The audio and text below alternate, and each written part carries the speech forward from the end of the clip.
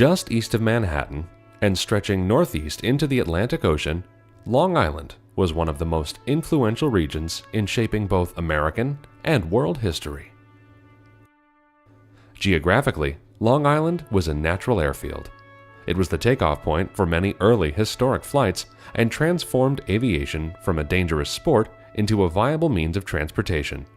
The Hempstead Plains Aerodrome, later renamed Roosevelt Field, pioneered aeronautics and would eventually become the scene of intense aviation activity for over 50 years.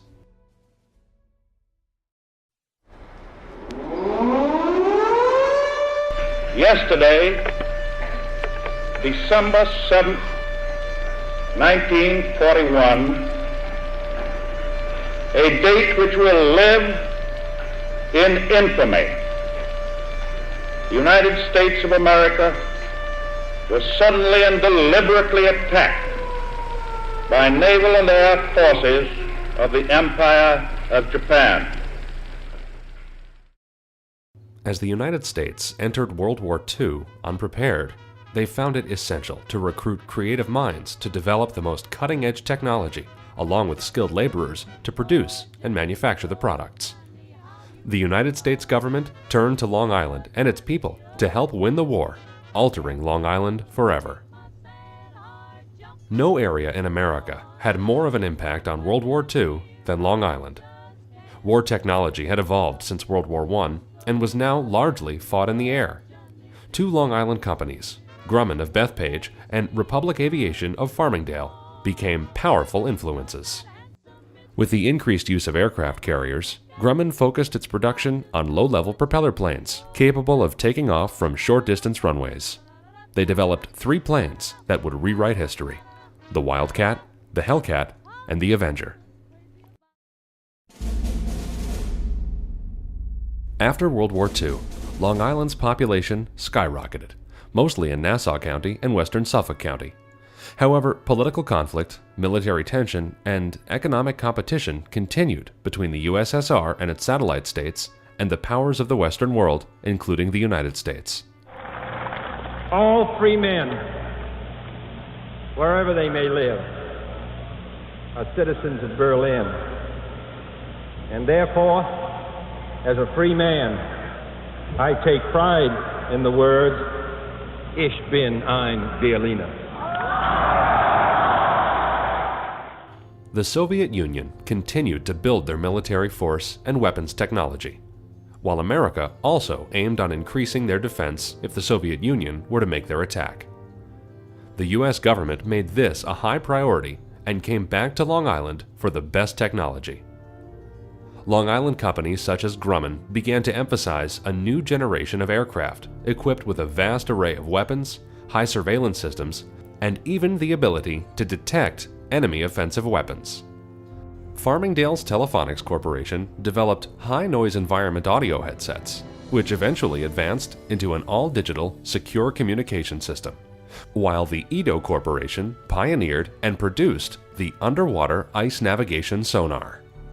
What U.S. political leaders did know was that if the Soviet Union had rockets powerful enough to launch a satellite, they had rockets powerful enough to launch atomic bombs on the U.S.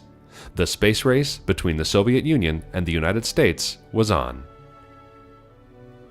The United States, under President John F. Kennedy, made space exploration and the lunar landing a top national priority. Grumman had expanded out into spaceflight, design, and scientific instruments, and won the contract for the Apollo lunar module, which was to be the spacecraft that would allow U.S. astronauts to land on the moon. Grumman began work with the National Aeronautics and Space Administration and the National Advisory Committee for Aeronautics. On July 20, 1969, Apollo 11 landed on the moon.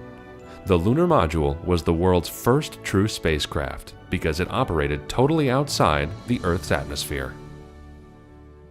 On June 12, 1987, President Reagan made his speech at the Brandenburg Gate.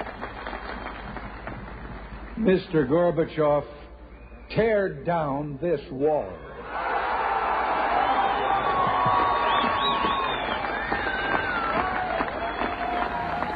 "29 months later, on November 9, 1989, after intense East German protest, East Germany finally opened the Berlin Wall. By the end of the year, official operations to dismantle the wall had begun. With the collapse of the communist governments of Eastern Europe, and eventually the Soviet Union itself, the tearing down of the wall epitomized the collapse for history. The Cold War was over.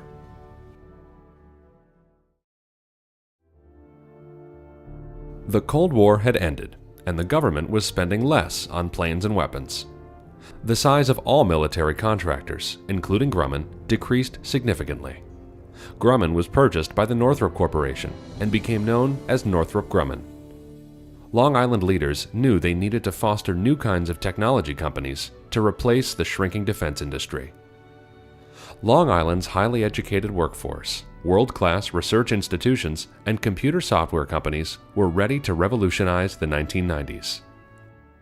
Computer Associates Incorporated, which began on Long Island, became one of the most powerful software companies and was the first software company to reach $1 billion in revenue. CA launched Unicenter for Unix and became the first company to deliver systems management, security and storage for open systems, and scheduling, which bolstered its global presence. Symbol Technologies, now a wholly owned subsidiary of Motorola, was the leading manufacturer and worldwide supplier of mobile data capture and delivery equipment. Brookhaven National Laboratory and Stony Brook University expanded their research into studies such as nuclear and high-energy physics, environmental and energy research, nonproliferation, and structural biology. Democracy spread, and the United States promoted peace and good international relations. But elsewhere in the world, Western ideology wasn't welcome and was considered to be a threat. New enemies to democratic order began to secretly rise in influence.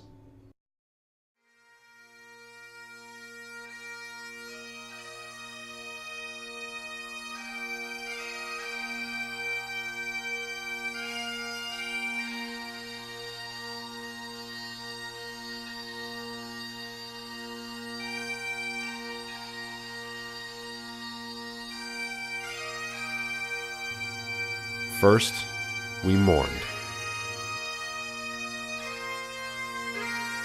And then, the United States, joined by long-standing friends and allies, responded.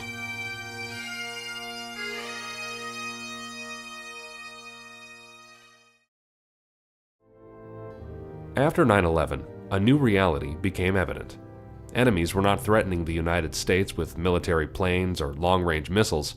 Instead, they were attacking innocent civilians on our own soil. Bombs could be planted on a busy street, and chemicals could be hidden inside luggage. Warfare has changed, and so has defense technology. Once again, U.S. agencies turned to the private sector to provide affordable products and solutions. Wireless and handheld devices, information technology advances, inspection techniques, chemical scanners, and biometrics devices are appearing everywhere, providing an unmatched and unparalleled protection and security for public places and our society as a whole. Born in the heart and mind of a visionary founder, Ken Morrelly, a unique facility was constructed in Bethpage.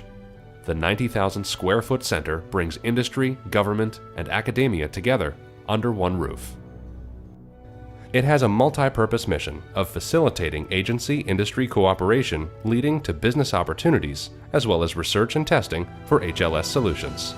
And in a full-up emergency, it can also serve as the Emergency Operations Center for Nassau County and under various agency agreements as a backup emergency operations center for other municipalities. This blend of cooperation and operations is what we believe makes it a first-of-its-kind center who's for developing and delivering key solutions for the communities we serve. In the initial phase, the focus was on regional companies to build local momentum and identity. Moving forward, we have started to reach beyond the region to seek prospective opportunities to fulfill our multi-level mission of research, economic development, education, and public safety. Combined commitment, passion, and energy has created a dream: the Morrelly Homeland Security Center. And so for decades, Long Island has always responded to the nation's call. From the global war that defined a generation, to the long twilight struggle that was the Cold War, to the day never to be forgotten when the blue sky turned black, the region and its people have both served and led the way. challenged by events, Long Island has always risen to the occasion, even when asked to reach for the stars. Houston, Tranquility Base here. The Eagle has landed. Roger.